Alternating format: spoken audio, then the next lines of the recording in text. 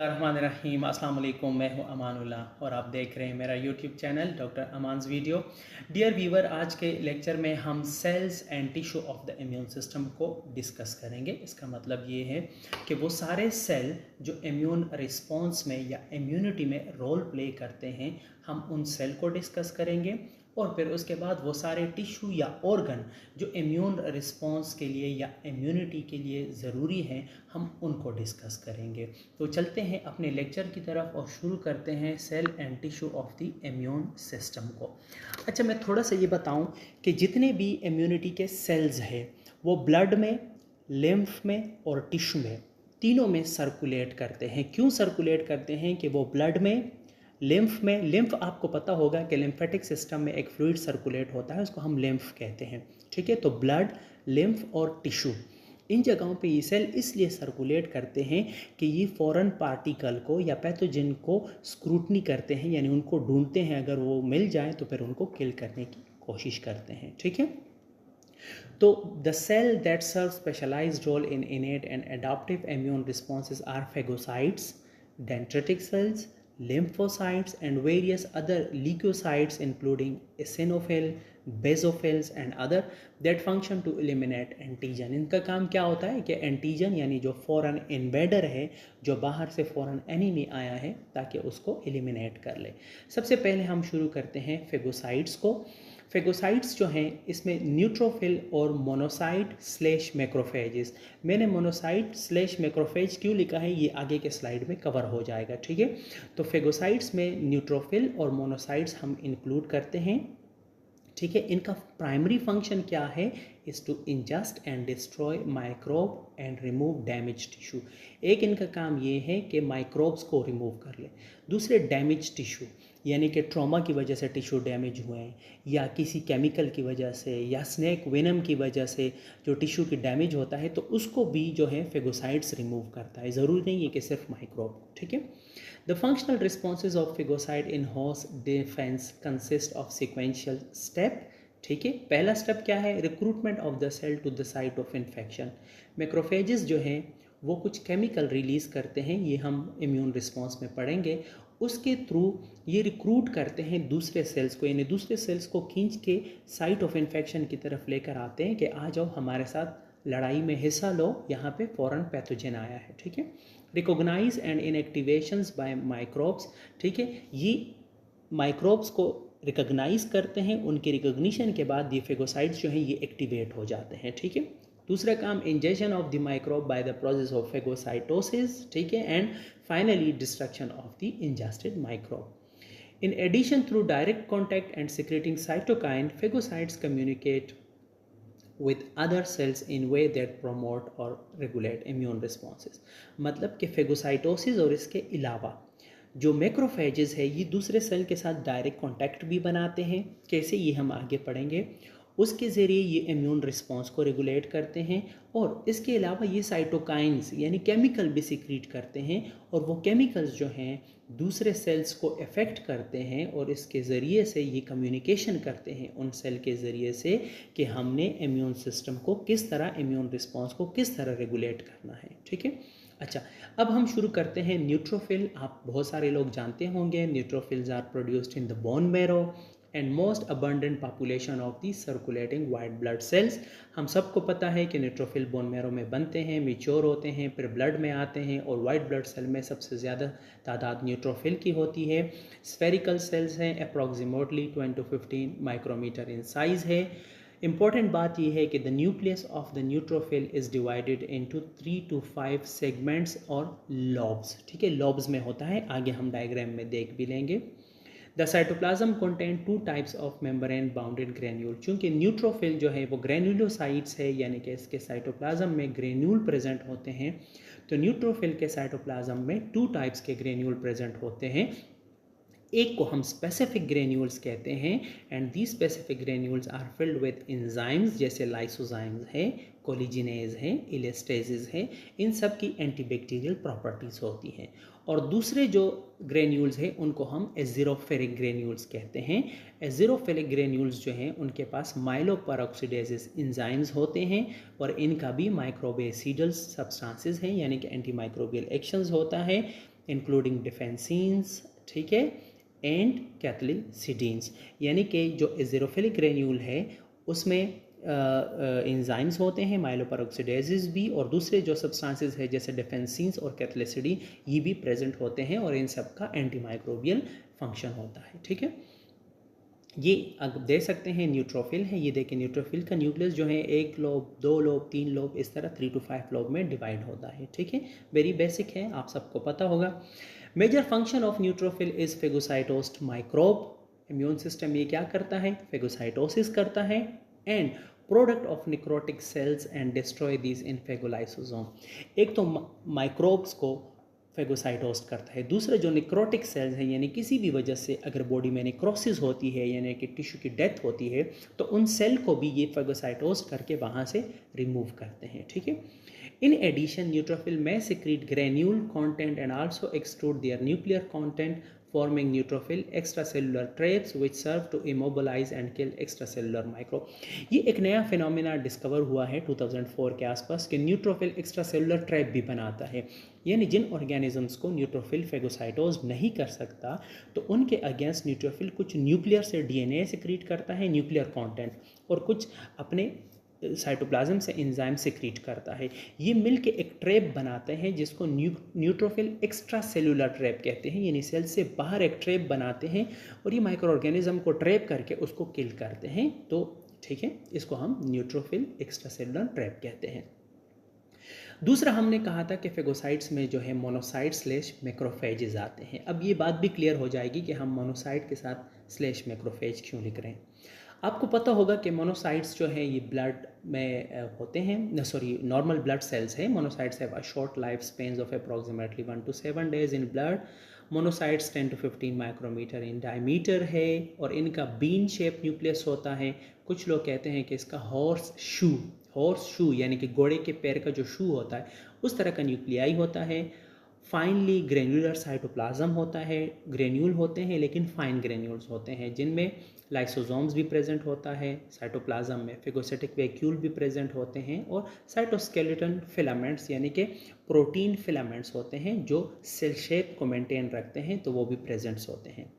अच्छा, blood monocytes जब blood में सर्कुलेट करते हैं तो ये as a phagocytic cell act करते हैं, सर्कुलेटिंग फेगोसिटिक सेल्स। लेकिन यही blood monocytes are efficiently recruited in the tissue site of infection और इंजरी, यानी जब टिश्यू में कोई इन्फेक्शन होता है या इंजरी होती है तो वहाँ से वो सिग्नल क्रिएट्स होते हैं और वो सिग्नल मोनोसाइट को अट्रैक्ट करते हैं और मोनोसाइट जो है टिश्यू के अंदर चला जाता है, ठीक है। वहाँ पे मोनोसाइट डिफ्रेंशिएट होता है मैक्रोफेजेस में। तो 10 blood monocytes and tissue macrophages are 2 stages of the same cell lineage which often is called the mononuclear phagocyte system। इसलिए हमने मोनोसाइट को स्लेश करके मैक्रोफेज लिखा था कि ये एक ही सेल्स है। जब ये ब्लड में सर्कुलेट करता है तो हम इसको मोनोसाइट कहते हैं और ये सर्कुलेटरी फेगोसाइट्स होता है। जब ये टिश्यू में चला जाता है इन केस ऑफ इन्फेक्शन या इन केस ऑफ इंजरी तो ये मैक्रोफेज में कन्वर्ट होता है, तो हम इसे फिर टिश्यू मैक्रोफेज कहते हैं और इस दोनों सिस्टम को हम मिला के हम मोनोन्यूक्लियर फेगोसाइट सिस्टम कहते हैं। Most long live tissue resident macrophages are derived not from the bone marrow but from the yolk sac और foetal liver precursor during foetal development.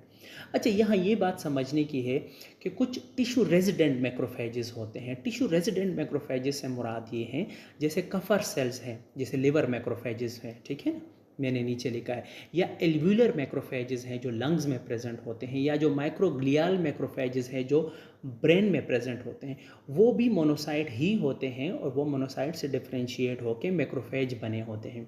लेकिन वो मोनोसाइट ब्लड सर्कुलेशन से नहीं जाते बल्कि वो ड्यूरिंग फीटल डेवलपमेंट जो है, फीटस डेवलपमेंट के थ्रू जब लिवर या ब्रेन या ये चीज़ें डेवलप हो रही होती है तो उस वक्त मोनोसाइट वहाँ जाता है और फिर वो जो है ट्रांसफॉर्म हो जाता है मैक्रोफेज में। तो इसलिए वो टिश्यू रेजिडेंट मैक्रोफेजेस है, टिश्यू मैक्रोफेजेस नहीं है। बाकी होते वो भी मोनोसाइट ही है इन ओरिजिन, ठीक है। लेकिन ये थोड़ा सा डिफरेंस है जो आपको पता होना चाहिए। अच्छा, ये देखें, ये मोनोसाइट्स है, हॉर्सशू न्यूक्लियस है। मैं ज़रा जल्दी जल्दी लेकर चलता हूँ। नॉर्मली बोन मैरो में ये प्रोड्यूस होते हैं, ब्लड में होते हैं, टिश्यू में जब ये आते हैं तो ये मैक्रोफेजेस बन जाते हैं, ठीक है। और मैंने आपको कहा था ना, कफर सेल और माइक्रोग्लियल सेल्स और एल्व्यूलर मैक्रोफेजेस, ये सारे स्प्लीन में जो है साइनोसोडियल मैक्रोफेजेस होते हैं, माइकोआर्डियल मैक्रोफेजेस होते हैं, इंटेस्टिनल मैक्रोफेजेस होते हैं। तो ये सारे जो हैं फीटल एज में होते हैं, और फीटल एज में ये ड्यूरिंग डेवलपमेंट जो है ये यहाँ पे आ जाते हैं और फिर डिफ्रेंशिएट होकर मैक्रोफेजेस बनते हैं। फिर ये सेल्फ रिन्यूअल्स होते हैं, खुद रिन्यू होते हैं, ठीक है। अच्छा, मेजर फंक्शन जो है मोनोसाइट्स या मैक्रोफेजेस का in host defense is to ingest microbe by the process of phagocytosis and then to kill of course.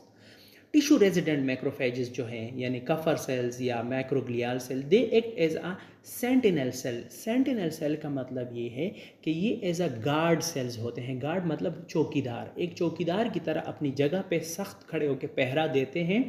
that sense the presence of microbe and respond by secreting cytokine that initiate and then amplify the protective response against the microbe। तो ये as a guard present होते हैं। जैसे ही कोई foreign particle आता है, microbe आता है, कि उसको इंजेस्ट करके फेगोसाइटोज करते हैं, साइटोकाइन सिक्रीट करके ब्लड में छोड़ते हैं कि भाई यहाँ पे कोई फॉरेन पार्टिकल आया है। मोनोसाइट्स को, ल्यूकोसाइट्स को कहता है कि आ जाओ यहाँ पे हमारे साथ जो है लड़ाई करो अगेंस्ट फॉरेन माइक्रोब, ठीक है। अच्छा, macrophages that have engulf microbe can be induce. अच्छा, ये एक नई चीज़ है जो शायद आप लोगों ने ना सुनी हो कि can be induce by microbial molecule and grow inflammatory death called. अच्छा, पायरोप्टोसिस। यस, पायरोप्टोसिस जो है ये एक फिनोमिना है। कभी कभी मैक्रोफेजेस जो हैं वो माइक्रोब को इनगल्फ करते हैं, तो माइक्रोफेज जो है वो उसको इंजेस्ट नहीं कर सकता, किल नहीं कर सकता। तो फिर मैक्रोफेज क्या करता है कि मैक्रोफेज अपने आप को ही किल कर देता है, और इस प्रोसेस को हम कहते हैं pyroptosis, which usually result from activation of a cytoplasmic enzyme complex called the inflammasomes. और पायरोप्टोसिस से क्या होता है कि pyroptosis release of cytokine that enhance the host inflammatory response to the infection. यानी जब पायरोप्टोसिस होती है, जब मैक्रोफेज अपने आप को किल करता है, तो ये बहुत ज़्यादा साइटोकाइन सिक्रीट करता है, और वो साइटोकाइन जाके इन्फ्लेमेटरी रिस्पॉन्स जनरेट करता है, ठीक है। In addition to ingesting microbe, macrophage ingest necrotic host cells including cells that die in tissue because of the effect of toxin, trauma, interrupted blood supply and neutrophil that die after accumulating at site of infection। जिस तरह neutrophil करता है, macrophage भी ये काम करता है कि जो टिश्यू निक्रोसिस की वजह से जो डेब्रिस बनती है, इवन न्यूट्रोफिल भी मरते हैं ना, तो वो उन डेब्रिस को फेगोसाइटोज करके वहाँ पे क्लियर कर रहे होते हैं। तो this is the part of the clean up process after infection और sterile tissue injury. Sterile tissue injury, sterile tissue injury का मतलब ये है कि कभी कभी निक्रोसिस हमेशा तो इन्फेक्शन की वजह से नहीं होता ना, जैसे ब्लड सप्लाई रुक गया तो अभी निक्रोसिस होती है, ठीक है। आपने कोई किसी चीज़ ने आपको काटा, जैसे स्नैक ने या किसी और चीज़ ने, तो विनम की वजह से भी टिश्यू निक्रोसिस होती है, केमिकल की वजह से भी होती है, ट्रॉमा की वजह से भी टिश्यू निक्रोसिस होती है। तो वो जो टिश्यू की डेथ हो, सेल की डेथ हो जाती है ना, तो वो डेड सेल भी मैक्रोफेज और न्यूट्रोफिल जो है रिमूव करते हैं, ठीक है। अच्छा, macrophage serve as antigen presenting cell. ये बड़ी अहम बात है। That display fragment of protein. Antigen presenting cell ये एक बहुत बड़ा फेनोमेना है। पूरा इम्यून रिस्पॉन्स ही एंटीजन प्रेजेंटेशन पे खड़ा होता है। मैं थोड़ा सा जल्दी जल्दी लेकर चलता हूँ। एंटीजन प्रेजेंटेशन ये है कि मैक्रोफेजेस जो है ये जब माइक्रोब को इंजेस्ट करते हैं तो ये उसको टुकड़ों टुकड़ों में तोड़ते हैं, और उसमें जो एंटीजन होते हैं वो एंटीजन अपने सरफेस पे प्रेजेंट कर देते हैं, और टी सेल्स को कहते हैं कि आ जाओ, मैंने इस तरह का ऑर्गेनिज्म पकड़ा है, मैंने उसके टुकड़े टुकड़े बनाए हैं, तुम उसके खिलाफ इम्यून रिस्पॉन्स को एक्टिवेट कर दो मज़ीद, ठीक है। इस फेनोमेना को कहते हैं एंटीजन प्रेजेंटेशन। इस पर हमारे 3-4 लेक्चर आगे होंगे। तो मैक्रोफेज जो है ये फेगोसिटिक सिस्टम के साथ साथ एंटीजन प्रेजेंटेशन भी करता है। तो इसलिए जब ये फेगोसाइटोसिस करता है तो ये इनेट इम्यून सिस्टम का हिस्सा होता है। जब ये एंटीजन प्रेजेंट करके टी सेल को इनिशिएट करता है या एक्टिवेट करता है तो ये अडॉप्टेड इम्यून सिस्टम में भी रोल प्ले करता है। तो इसलिए macrophages serve as antigen presenting cell that display fragment of protein antigen to T lymphocyte and activate T cell recruited to site of injury और infection. Macrophage promote the repair of damaged tissue by stimulating new blood vessel growth, angiogenesis। मैं यहाँ detail में नहीं जा रहा, लेकिन angiogenesis और fibrosis दो बड़े प्रोसेस हैं जो टिश्यू रीजनरेशन के वक्त काम आते हैं, तो मैक्रोफेज जो है इन दो प्रोसेस की एक्टिवेशन में भी रोल प्ले करता है। और ये सारे फंक्शन जो हैं are mediated by cytokine secreted by the macrophages, they act on the various tissue cells. ठीक है। अच्छा, अब जनाब बात करते हैं थोड़ी सी मास्ट सेल, बेसोफिल और एसिनोफिल की। बेसोफिल और एसिनोफिल ग्रेनुलोसाइट है, मास्ट सेल भी ग्रेनुलोसाइट है। ठीक है।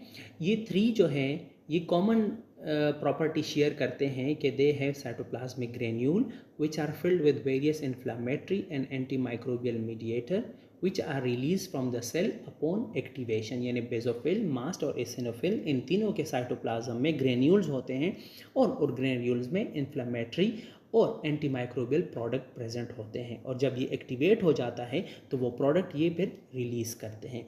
दूसरा कॉमन फीचर ये है कि ये इन्वॉल्व होते हैं in the immune response that protect against helminth, यानी जो वॉर्म्स है, पैरासिटिक वॉर्म्स जो हैं जैसे स्कैरियस है, ठीक है, या डिफेलोबोथरियम लेटियम है, ये बहुत सारे वॉर्म्स जो हैं। ठीक है। And reactions that cause allergic disease, जो एलर्जिक रिस्पॉन्स हैं, मास्ट सेल, बेसोफिल और एसिनोफिल का रिस्पॉन्स रोल प्ले करते हैं एलर्जी में। ठीक है, जो एक एबनॉर्मल इम्यून रिस्पॉन्स है। ठीक है। और इसके अलावा ये रोल प्ले करते हैं प्रोटेक्शन अगेंस्ट वॉर्म्स या हेलमिंथ इन्फेक्शन में। मास्ट सेल का थोड़ा सा जिक्र करते हैं। Mast cells are bone marrow derived cells that are most abundant in the skin and mucosal epithelia.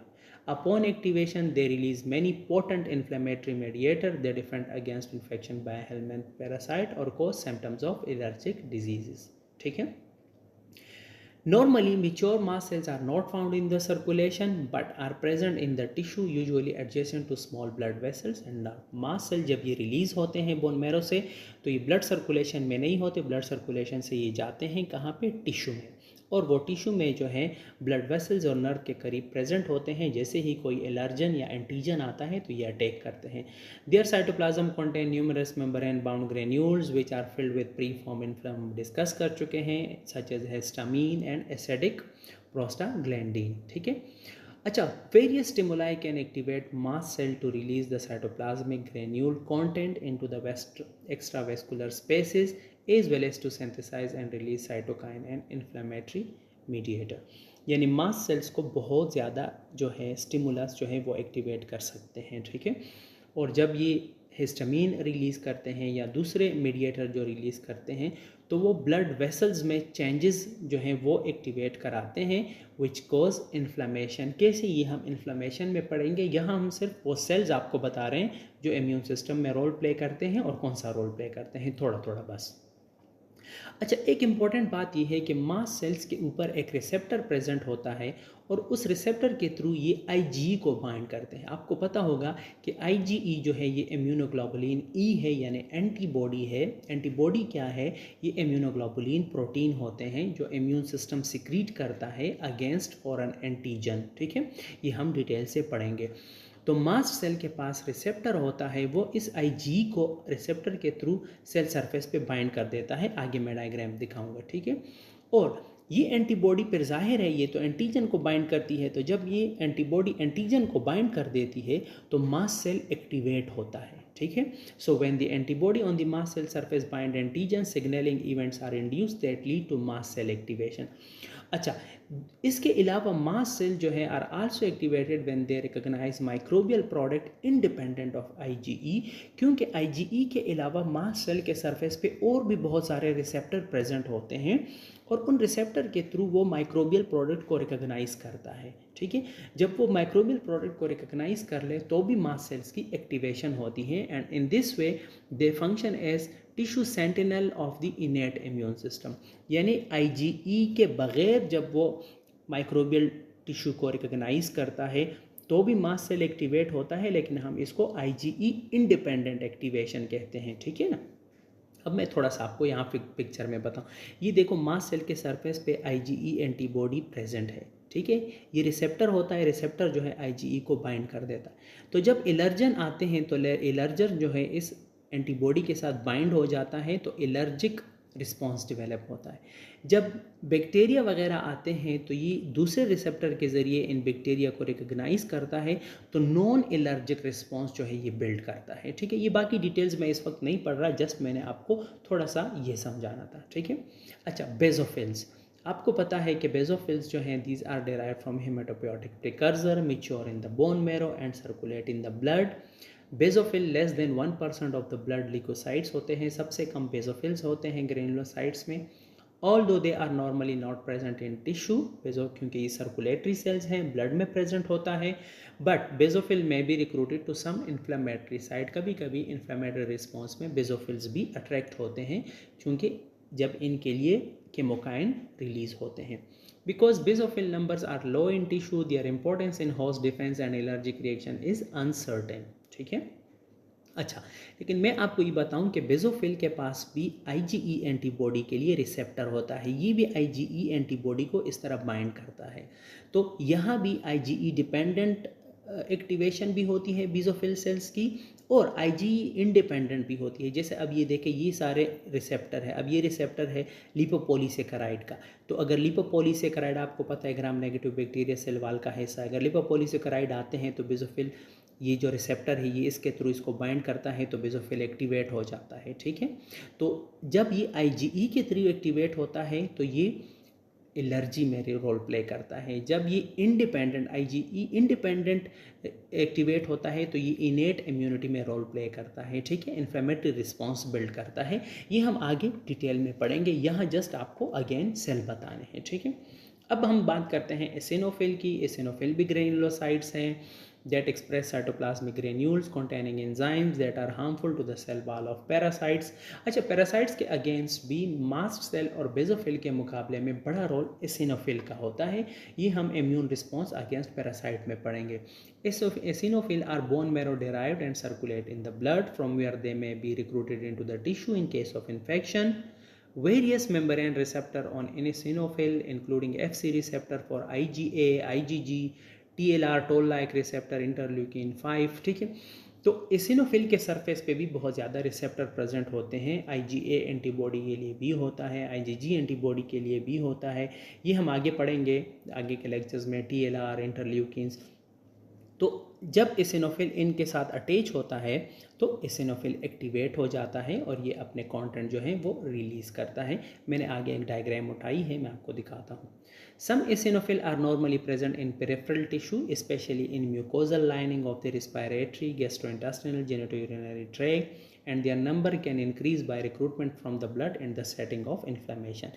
यानी नॉर्मली भी रिस्पायरेटरी ट्रैक के नीचे, गैस्ट्रोइंटेस्टिनल ट्रैक की जो म्यूकस लाइनिंग है उसके नीचे, या जेनेटो यूरिनरी यानी कि यूरिनरी और जो जेनाइटल ट्रैक्स हैं उनके म्यूकोजा लाइनिंग के नीचे भी एसिनोफिल प्रेजेंट होते हैं। ठीक है, और वहाँ पे वेट करते हैं फॉरेन इन्वेडर का। ठीक है, ये आप देख लें। अब ये देखें ना, एसिनोफिल जो है, अब ये देखें, ये निमेटोड है, निमेटोड के साथ C3 एक कॉम्प्लीमेंट है, वो उसने बाइंड किया है। ठीक है, ये हम आगे इम्यून रिस्पॉन्स में डिटेल से पढ़ेंगे। ये देखो, IgE एंटीबॉडी जो है वो भी निमेटोड के साथ बाइंड हुई है। तो IgE के लिए एसिनोफिल के साथ रिसेप्टर होता है, तो एसिनोफिल जो है IgE के साथ बाइंड हो गया है, और एसिनोफिल के साथ C3 का रिसेप्टर भी होता है, तो ये C3 के साथ बाइंड हो जाता है। जब ये बाइंड हो जाता है तो इसको सिग्नल मिलते हैं, और ये अपने जो इसमें ग्रेन्यूल्स होते हैं उसमें जो कंटेंट है वो रिलीज़ करता है, और इसी तरह से ये डैमेज करता है पैरासाइट्स को या वॉर्म्स को। ठीक है, ये मैंने जस्ट एक एग्जांपल दी है, इनको हम डिटेल्स में पढ़ेंगे। ठीक है, अच्छा, डेंड्रिटिक सेल्स एक और सेल्स हैं जो इम्यून सिस्टम में रोल प्ले करता है। Dendritic are tissue resident and circulating cell. ये टिश्यू में भी प्रेजेंट होते हैं और ब्लड में भी प्रेजेंट होते हैं और लिम्फ में भी प्रेजेंट होते हैं, तो सर्कुलेटिंग भी है और टिश्यू रेजिडेंट भी है। That detect the presence of microbe and initiate innate immune defense reaction and capture microbial protein for display to T cell to initiate adapted immune response। Again, dendritic cells phagocytosis भी करता है, तो जब ये phagocytosis करता है तो ये innate immune system का काम करता है। लेकिन अगेन ये भी एंटीजन प्रेजेंट करता है T सेल को मैक्रोफेज की तरह। तो इसी तरह ये टी सेल को भी एक्टिवेट करता है। तो डेंड्रेटिक सेल जो है ये एडाप्टिव इम्यून सिस्टम का भी हिस्सा होता है as a antigen presenting cell, और एज अ फेगोसिटिक सेल्स ये इनेट इम्यून सिस्टम का भी हिस्सा होता है। These cells are named because of their long membrane projection, चूँकि ये देखें इसके मेम्ब्रेन के ये प्रोजेक्शंस होते हैं, ठीक है, तो इस वजह से इसको डेंड्रेटिक सेल्स कहते हैं, ठीक है। Most dendritic cells are widely distributed into lymphoid tissue and mucosal epithelium, ठीक है। These are various subset of DC। अच्छा, आपको ये मैं बता दूं कि डेंड्रेटिक सेल्स के भी फिर सब पॉपुलेशंस है, वो डिपेंड करता है कि डेवलपमेंट फॉर डिफरेंट प्रिकर्सर, यानी कि अगर वो लिम्फॉइड प्रिकर्सर से बना है तो उसका अलग सबसेट है, अगर वो माइलॉइड प्रिकर्सर से बना है तो अलग सबसेट है। इसी तरह टिश्यू लोकलाइजेशन है, एक टिश्यू में इसका एक काम होता है, दूसरा में दूसरा होता है। तो इस तरह फंक्शन के बेस पे भी हम इसके डिफरेंट सब पॉपुलेशन बनाते हैं। मैंने 2-3 पॉपुलेशन का जिक्र किया है। एक क्लासिकल डेंड्रेटिक सेल्स है, major type of dendritic cells involve in capturing protein antigens of microbe that enter through epithelial barrier and presenting them to T cells। यानी epithelial barrier के थ्रू जब प्रोटीन एंटीजन अंदर आते हैं तो वहाँ पे क्लासिकल डीसी प्रेजेंट होता है, ठीक है, वो वहाँ उसको फेगोसाइटोस्ट करके एंटीजन प्रेजेंट करता है। प्लाज्मा सिस्टोइड जो डीसी है produce the antiviral cytokine type 1 interferon in response to viruses and may capture blood-borne microbes and carry their antigen to the spleen for presentation to T cells, ठीक है। अब ये देखो ये ब्लड में प्रेजेंट्स हैं, तो ये ब्लड में एंटीवायरस स्टेट भी क्रिएट कर रहे हैं और जो ब्लड में सर्कुलेटरी माइक्रोब है उनको भी पकड़ रहे हैं। मोनोसाइट डिराइव्ड डेंड्रेटिक सेल्स जो हैं are derived from monocyte that were recruited into the tissue of inflammatory sites, ठीक है। आपको पता है कि वहाँ पे मोनोसाइट्स जो हैं और वो इन्फ्लेमेशन के साइट्स पे जाते हैं और मैक्रोफेज में कन्वर्ट हो जाते हैं। तो जो मोनोसाइट डिराइव्ड डेंड्रेटिक सेल्स जो हैं वो भी इन्फ्लेमेशन के साइट्स पे जाके टिश्यू में रोल प्ले करते हैं, ठीक है। अच्छा, अब हम बात करते हैं लिम्फोसाइट्स की। आपको पता है कि 2 मेजर टाइप्स ऑफ लिम्फोसाइट्स होते हैं, एक बी लिम्फोसाइट है और एक टी लिम्फोसाइट है। Lymphocytes develop from bone marrow stem cells mature in the generative lymphoid organ, ठीक है। बी लिम्फोसाइट जो है बोन मैरो में मैच्योर होता है, टी लिम्फोसाइट जो है वो थाइमस में मैच्योर होता है, ठीक है। And then circulate through the blood to secondary lymphoid organ, lymph node, spleen, mucosal lymphoid tissue. जाहिर है मैच्योरेशन के बाद ये ब्लड में सर्कुलेट होते हैं और ब्लड से ये लिम्फ में भी सर्कुलेट होते हैं। जब ये लिम्फ में सर्कुलेट होते हैं तो लिम्फ जो है वो लिम्फ नोड, स्प्लीन और म्यूकोजल लिम्फॉइड टिश्यू से थ्रू सर्कुलेट होता है, ठीक है। Fully mature T cell leave the thymus but immature B cell leave the bone marrow and complete their maturation into secondary lymphoid organ। अच्छा, ये एक point एक बुक में मुझे मिला, फिर मैंने कुछ रिसर्च पेपर में भी पढ़ा। अब कुछ लोग ये कहते हैं कि B सेल्स जो है वो कम्प्लीटली बोन मैरो में मैच्योर नहीं होता, बल्कि कुछ 1-2 मैच्योरेशन स्टेप्स जो है ये अचीव करता है स्प्लीन में, सेकेंडरी लिम्फॉइड ऑर्गन में। बहरहाल अभी तक मेजर कॉन्सेप्ट ये है कि बोन मैरो में ही बी सेल्स मैच्योर होता है, लेकिन ये लाइन मैंने यहाँ लिखी थी तो मैंने सोचा कि आपसे शेयर कर लो। अच्छा, ये देखो नॉर्मली बी सेल्स जो है बोन मैरो में बनता भी है और मैच्योर भी होता है, ठीक है, और फिर सर्कुलेशन में आता है ब्लड में, ठीक है, या लिम्फ में। मैं सर्कुलेशन का वर्ड इसलिए यूज़ कर रहा हूँ कि ये ब्लड और लिम्फ दोनों में होता है। टी सेल्स बोन मैरो में बनता है लेकिन थाइमस में इसकी मैच्योरेशन होती है और फिर ये थाइमस से रिलीज़ होता है और ये सर्कुलेट होता है ब्लड और लिम्फ में। और इस ब्लड और लिम्फ जो है चूँकि लिम्फ नोड, स्प्लीन और mucosal and cutaneous lymphoid tissue से भी होके जाते हैं, तो इसलिए ये टी और बी सेल्स जो हैं ये कंटिन्यूसली ब्लड और लिम्फ के अलावा इन सेकेंडरी लिम्फॉइड ऑर्गन से भी होके गुजरते हैं, पास हो रहे होते हैं, ठीक है।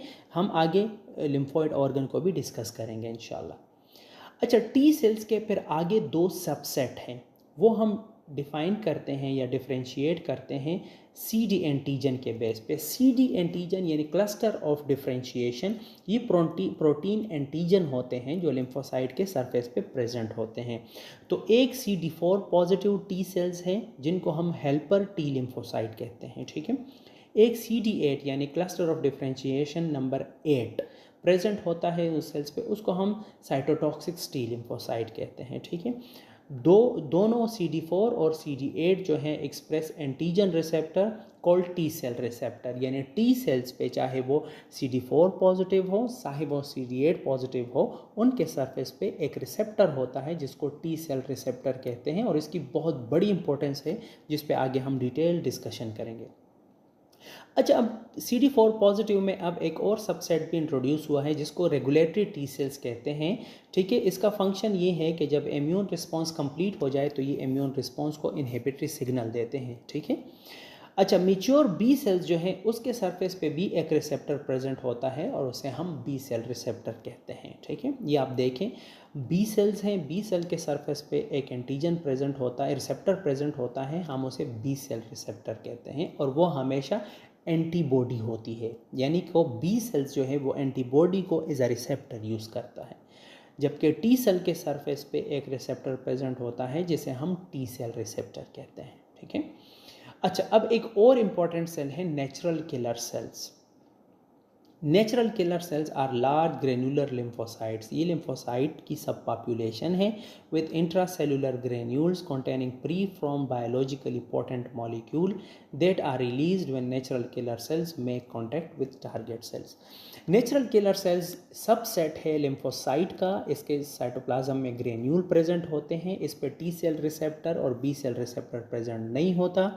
ठीक है, जब ये अपने टारगेट सेल्स के साथ अटैच होता है तो ये जो इसके साथ ग्रेन्यूल है तो इसका कंटेंट की रिलीज करके उनको किल करते हैं। ठीक है, some of these molecule cause the formation of pore into the membrane of the target cell leading to its lysis. ठीक है, या other molecule enter the target cell and cause apoptosis of the target cell, यानी एपाटोसिस में यहाँ नहीं जा रहा लेकिन प्रोग्राम सेल डेथ है तो वो सेल्स खुद अपने आप को किल करता है। Natural killer cell recognize the alter feature of the membrane of abnormal cells such as those found on virus infected cell और cancer cells। मतलब ये है कि नेचुरल किलर सेल्स जो है ये नॉर्मली बॉडी के जो नॉर्मल सेल्स है उनको देखता है कि अगर वो अल्टर हो जाएं किसी भी वजह से, जैसे वायरस ने उनको इन्फेक्ट किया है या उसमें ट्यूमर डेवलप हो रहा है, कैंसर सेल्स बन रहे हैं, तो वो अल्टर हो जाते हैं, तो ये नेचुरल किलर सेल्स जो है ये उनको रिकग्नाइज करता है, और रिकग्नाइज करने के बाद नेचुरल किलर सेल एक्टिवेट होता है और अपना कंटेंट जो है रिलीज करके उनको किल करने की कोशिश करता है। Hence they are able to lyse certain virus infected cell and tumour cell without prior stimulation. अच्छा, ये कैसे करते हैं मैं थोड़ा सा आपको पिक्चर में ही दिखा दूं। इनके साथ एक रिसेप्टर होता है नेचुरल किलर सेल के साथ, उसको हम इनहिबिटरी रिसेप्टर कहते हैं। तो ये नेचुरल किलर सेल्स जो हैं ये बॉडी के एक एक सेल के साथ जाके कांटेक्ट करता है। तो नॉर्मल बॉडी के जितने भी न्यूक्लिएटेड सेल्स हैं उन पे एक प्रोटीन प्रेजेंट होते हैं जिसे MHC क्लास 1 प्रोटीन कहते हैं। ठीक है, तो नेचुरल किलर सेल्स जब आके इनके साथ अटैच होता है बॉडी के नॉर्मल सेल के साथ, तो इनहिबिटरी रिसेप्टर्स जो है ये natural major histocompatibility complex 1 protein के साथ अटैच हो जाता है। जब ये इसके साथ अटैच हो जाता है तो नेचुरल किलर सेल को सिग्नल मिलते हैं कि ये जो सेल्स है ये ठीक ठाक है, इसको किल करने की ज़रूरत नहीं है। जबकि जो वायरस इन्फेक्टेड सेल्स होते हैं या जो ट्यूमर सेल्स होते हैं उन पे ये MHC1 मॉलिक्यूल नहीं बनते, तो इसलिए जब नेचुरल किलर सेल्स इसके साथ अटैच हो जाता है बॉडी के नॉर्मल सेल के साथ, तो ये जो इनहिबिटरी रिसेप्टर है ये इनहिबिट नहीं होता, तो नेचुरल किलर सेल को सिग्नल्स मिलते हैं कि यार ये सेल तो अल्टर्ड सेल है, इसमें तो कोई मसला है, तो ये अपने जो कंटेंट है वो रिलीज़ करके इसको किल कर देते हैं। ठीक है, ये नेचुरल किलर सेल का काम है। तो इस तरह ये वायरस इन्फेक्टेड सेल को भी किल करते हैं और ट्यूमर सेल को भी किल करते हैं। अब हम बात करते हैं थोड़ा सा लिम्फोइड टिश्यू या ऑर्गन की, यानी वो वाले ऑर्गन, वो वाले टिश्यू जो इम्यून सिस्टम के लिए ज़रूरी है। तो lymphoid tissue is simply a tissue in which lymphocytes are found and range in organisation from diffuse arrangement of individual cell to encapsulated organ. यानी लिम्फोइड टिश्यू जो है ये aggregates of the tissue cells भी हो सकते हैं या encapsulated complete organ भी हो सकता है। ठीक है, कैसे वो हम आगे देखते हैं। लेकिन लिम्फोइड टिश्यू या लिम्फोइड ऑर्गन्स को हम दो ग्रुप्स में डिवाइड करते हैं। एक को हम प्राइमरी लिम्फोइड ऑर्गन कहते हैं, दूसरे को हम सेकेंडरी लिम्फोइड ऑर्गन कहते हैं। प्राइमरी लिम्फोइड ऑर्गन को हम जेनरेटिव या सेंट्रल लिम्फॉइड ऑर्गन भी कहते हैं। इसमें से हम बोन मैरो और थाइमस को इंक्लूड करते हैं। तो प्राइमरी लिम्फॉइड ऑर्गन वो वाली जगहें हैं, वो वाले ऑर्गन हैं जहाँ पे हमारे लिम्फोसाइट्स जो हैं वो मैच्योर हो जाते हैं। तो हमें पता है कि बी सेल्स जो हैं वो बोन मैरो में मैच्योर होते हैं और टी सेल्स जो हैं वो थाइमस में मैच्योर होते हैं। तो where lymphocyte first express antigen receptor and attain phenotypic and functional maturity. Secondary lymphoid organs जो हैं जिसमें लिम्फ नोड आता है, स्प्लीन आता है, या component of mucosal immune system है जिसमें से म्यूकोजल एसोसिएटेड लिम्फॉइड टिश्यू है, ठीक है, हम आगे पढ़ेंगे। टॉन्सिल है, पायर पैचेस है, ये सारे जो है ना ये टिश्यू है, ये कंप्लीट ऑर्गन नहीं है। यहाँ जो है लिम्फोसाइट क्या करता है, लिम्फोसाइट रिस्पॉन्स जनरेट करता है टू फॉरेन एंटीजन्स, ठीक है। तो सेकेंडरी लिम्फॉइड टिश्यूज़ में हमेशा इम्यून रिस्पॉन्स जनरेट होता है अगेंस्ट फॉरेन एंटीजन, और प्राइमरी लिम्फॉइड ऑर्गन में टी लिम्फोसाइट और बी लिम्फोसाइट मैच्योर होते हैं। So these organ are anatomically organised in the way that optimise the cellular interaction necessary for the initiation of immune response. यानी secondary lymphoid organ जो है इनकी anatomical organisation इस तरह होती है कि ये ग्राउंड प्रोवाइड करता है इम्यून रिस्पॉन्स को बिल्ड होने के लिए। बोन मैरो, आप सबको पता है कि bone marrow is the site of generation of, मैं इनको पढ़ना मेरे ख्याल से वैसे ही वेस्ट ऑफ टाइम है। तो बोन मैरो में सारे सेल्स बनते हैं। आपको पता है कि बोन मैरो के जो हेमाटोपोइएटिक स्टेम सेल्स हैं वो दो सीरीज़ में डिवाइड होता है, माइलॉइड सीरीज़ में और लिम्फॉइड सीरीज़ में। माइलॉइड सीरीज़ से आपको पता है कि माइलॉइड सीरीज से, yes of course, myeloid series से आपको पता है एरिथ्रोसाइट भी बनते हैं, प्लेटलेट बनते हैं, मास्ट सेल्स भी बनते हैं, basophil, eosinophil, dendritic cells, monocytes और न्यूट्रोफिल, ये सारे माइलॉइड सीरीज से बनते हैं। लिम्फॉइड सीरीज से आपको पता है T lymphocyte, B lymphocyte, natural killer cells और कुछ डेंड्रिटिक सेल्स भी लिम्फोसाइट से बनते हैं, ठीक है। अच्छा, अब हम बात करते हैं थाइमस की। थाइमस जो है site of T cell maturation है, बाइलोब्ड ऑर्गन है, situated in the interior mediastinum. Each lobe is divided into multiple lobules by septa and each lobule contain an outer cortex and inner medulla, यानी बाहर की तरफ cortex reason होता है और अंदर की तरफ मेडियोला। आगे हम डायग्राम में समझेंगे। कॉर्टेक्स जो है contain a dense collection of bone marrow derived T lymphocytes and the medulla is more sparsely populated, यानी मेडियोला में टी लिम्फोसाइट की क्वांटिटी कम होती है, कॉर्टेक्स में ज़्यादा होती है। तो टी लिम्फोसाइट की जो मेन मैच्योरेशन है वो कॉर्टेक्स में होती है। The most immature cells from the bone marrow enter the thymus via the blood and their maturation begin in the cortex, ठीक है। As thymocyte immature T lymphocyte को कहते हैं mature, they migrate toward the medulla and exit the thymus and enter the blood and peripheral lymphoid tissue. ये आप देख सकते हैं, ब्लड से आते हैं, यहाँ पे ये देखो ये कॉर्टेक्स है और ये इनर साइड जो है ये मेडियोला है। तो यहाँ पे ये मोस्टली मैच्योर हो जाते हैं। यहाँ पे सिर्फ डबल पॉजिटिव और नेगेटिव पॉजिटिव ये हम T cell development and maturation में पढ़ेंगे। तो मेडियोला में ये काम हो जाता है और फिर ये आगे जो है ब्लड में शामिल हो जाते हैं। स्प्लीन क्या करता है, स्प्लीन जो है ये सेकेंडरी लिम्फॉइड ऑर्गन है। तो ये लार्जेस्ट सेकेंडरी लिम्फॉइड ऑर्गन है, अपर लेफ्ट क्वाड्रम ऑफ द एब्डोमिनम में प्रेजेंट होता है। थिन कनेक्टिव टिश्यू कैप्सूल इसके इर्द गिर्द होता है। This organ can be characterised as a large discriminatory filter as it remove old and damage cells and foreign antigen from the blood. Spleen जो है वो ब्लड को फिल्टर करता है, यानी ब्लड में जो डैमेज सेल्स होते हैं, चाहे रेड ब्लड सेल्स हो, WBCs हो या प्लेटलेट हो, उनको भी रिमूव करता है। और अगर ब्लड में कोई एंटीजन आया हो, कोई माइक्रोब आया हो, तो उसको भी स्प्लीन फिल्टर करता है। और स्प्लीन के जो टिश्यू हैं वो दो पार्ट में डिवाइड होते हैं, एक रेड पल्प, एक वाइट पल्प, ठीक है। रेड पल्प जो है इसका फंक्शन क्या है कि ये ओल्ड रेड ब्लड सेल्स को डिस्ट्रॉय करता है। वाइट पल्प जो है ये क्या करता है कि इसमें लिम्फॉइड टिश्यू प्रेजेंट होते हैं, ठीक है। लिम्फॉइड टिश्यू का मतलब ये है कि इसमें लिम्फोसाइट प्रेजेंट होते हैं which is arranged around arterioles in a peri arteriolar lymphoid sheath. मैं यहाँ पिक्चर में ही एक्सप्लेन कर देता हूँ, ठीक है। ये जो आपको रेड नज़र आ रहा है ना, ये रेड पल्प है। ये जो आपको वाइट नज़र आ रहा है ये वाइट पल्प है। वाइट पल्प में ये आप देखें, ये रेड जो है ये आर्टरी है। तो ये आर्टरी के करीब जो एरिया है ना, इसको हम टी सेल एरिया कहते हैं। ये देखो ना, पेरी आर्टियोरल लिम्फेटिक शीथ, ये देखें ये आर्टरी के करीब जो एरिया है ये सारा है, ठीक है। इसके साथ फिर इस तरह के फॉलिकल बने होते हैं, ठीक है। ये फॉलिकल जो है ये बी सेल रिच एरिया होते हैं, प्राइमरी फॉलिकल, इसमें बी सेल्स प्रेजेंट होते हैं, ठीक है। और ये जो मार्जिनल जोन है, ये आप देखें ना, रेड पल्प और वाइट पल्प्स के बीच, यहाँ पे सारे मैक्रोफेजेस और डेंड्रिटिक सेल्स प्रेजेंट होते हैं। तो इसलिए जब ब्लड आता है ना स्प्लीन में, तो ये जो मार्जिनल जोन है यहाँ पे मैक्रोफेजेस डेंड्रिटिक सेल जो है वो फिल्टर करते हैं ब्लड को, देखते हैं कि कोई फॉरेन एंटीजन तो नहीं है, अगर है तो वो उसको फेगोसाइटोस्ट करते हैं। फेगोसाइटोसिस के बाद वो टी सेल्स को उसका एंटीजन प्रेजेंट करते हैं, तो टी सेल एक्टिवेट हो जाता है। फिर टी सेल जाके प्राइमरी फॉलिकल में बी सेल्स को एक्टिवेट करता है, ठीक है। इसके एक लंबा चौड़ा ये हमारे लेक्चर होंगे इस पे, लेकिन मैं थोड़ा सा ये आपको बताऊं कि इस तरह ये फिल्टर किया जाता है। मैंने जो आपको शुरू में कहा था ना कि सेकेंडरी ऑर्गन जो है इनका इंपॉर्टेंस ये है कि यहाँ पे इम्यून रिस्पॉन्स बिल्ड होता है।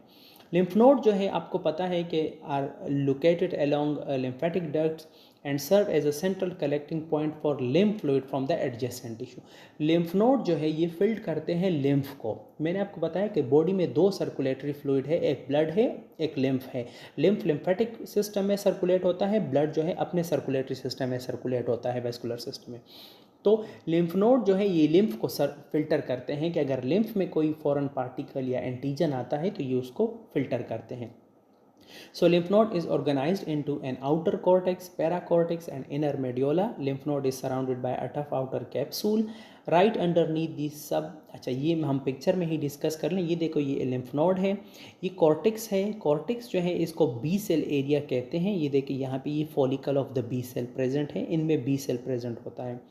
पैराकॉर्टेक्स जो है यहाँ पे टी सेल प्रेजेंट होता है, ठीक है। और ये मेड्योला है, मेड्योला में बी और टी सेल नहीं होते।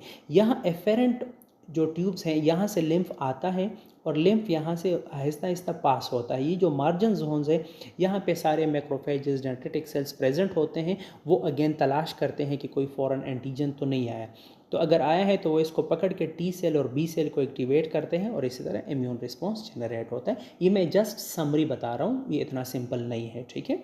तो जब हम पढ़ेंगे तो आपको समझ आएगी। इसके अलावा अदर सेकेंडरी ऑर्गन्स में other area of lymphoid tissue include malt, tonsil, appendix, cutaneous associated lymphoid tissue. ये ऑर्गन नहीं है, ये टिश्यू है, यानी कि aggregates of the lymphocytes with other sales हैं। ये भी इम्यून रिस्पॉन्स के लिए ग्राउंड प्रोवाइड करते हैं। Malt mucosal associated lymphoid tissue is found in the gastrointestinal, respiratory and urogenital tract, यानी जहाँ जहाँ पे म्यूकोजा है तो म्यूकोजा के साथ नीचे जो है एसोसिएटेड लिम्फॉइड टिश्यू होते हैं, उसमें लिम्फोसाइट भी होते हैं, मैक्रोफेजेस भी होते हैं, डेंड्रिटिक सेल्स भी होते हैं। यहाँ पे here macrophages and lymphocytes are localised at the some of the main part of the entry for foreign organisms, ठीक है। पायर पैचेस जो हैं represent a specialized type of malt and are located at the lower ileum of the intestinal tract। आप लोगों ने net में physiology में पढ़ा होगा। टॉन्सल जो है other area of the lymphoid tissue found in the mucous membrane lining of the oral and pharyngeal cavities and respond to pathogen entering the respiratory and alimentary tract. An additional location of the lymphoid tissue is the appendix। appendix में भी इसी तरह के lymphoid tissue present होते हैं, ठीक है। Skin में जो epidermis contain a number of intraepidermal lymphocytes, most of these T cells which are uniquely positioned to compound any antigen that enter through skins। This association of lymphocyte is known as cutaneous associated lymphoid tissue, ठीक है। Skin के नीचे भी इसी तरह lymphoid tissue present होते हैं, उनको हम cutaneous lymphoid associated tissue कहते हैं। इसी तरह vaginal cavity में, urogenital cavity में भी प्रेजेंट होते हैं, लंग्स में भी प्रेजेंट होते हैं, ब्रोंकस में भी प्रेजेंट होते हैं lymphoid tissue, उनको अकॉर्डिंगली नेम दिए जाते हैं। All of these secondary organ function as a potential site for contact with foreign antigen and they increase the probability of immune response। इन सब का काम क्या है कि जो foreign antigen है उसको पकड़ने के लिए ये एक ग्राउंड है, यहाँ पे उसको वो पकड़ते हैं और यहाँ पे फिर वो लोग इम्यून रिस्पॉन्स यानी बॉडी जो है वो इम्यून रिस्पॉन्स इनिशिएट करती है। Within each of these secondary organ, T and B cells are segregated and perform specialized function। ये important बात है कि आपने डायग्राम में भी देखा कि हर जगह पे B सेल और T सेल जोन अलग अलग है, क्योंकि इनका फंक्शन अलग अलग है, तो इसलिए बॉडी इनको अलग अलग रखती है, ठीक है ना। बी सेल क्या करते हैं, एक्टिवेशन के बाद differentiate into memory cell and plasma cell and are responsible for humoral immunity और एंटीबॉडी फॉर्मेशन। हमने शुरू के लेक्चर में थोड़ा सा ह्यूमरल इम्यूनिटी को टच किया था। T cell play a role in cell mediated immunity and as such they produce sensitized lymphocyte that secrete lymphokines, ठीक है, या cytokines. Cytokines are small polypeptide that regulate the function of lymphocyte and other cells involved in immune response, including macrophages, dendritic cells and others, ठीक है। मैंने बहुत जल्दी जल्दी खींचने की कोशिश की कि लेक्चर जो है वो घंटे से कम हो जाए, तो आई होप कि आपको ये लेक्चर अच्छा लगा होगा। अगर आपको कोई क्वेश्चन सजेशंस हो तो आप मुझे khuramtalvi@gmail.com पे लिख सकते हैं। अगर आपको हमारे लेक्चर से फ़ायदा हो रहा है तो प्लीज़ हमारे चैनल को भी सब्सक्राइब कर दें, बेल आइकन को भी हिट कर दें, और हमारा चैनल देखने का बहुत ज़्यादा शुक्रिया। फ़ी अमानिल्लाह।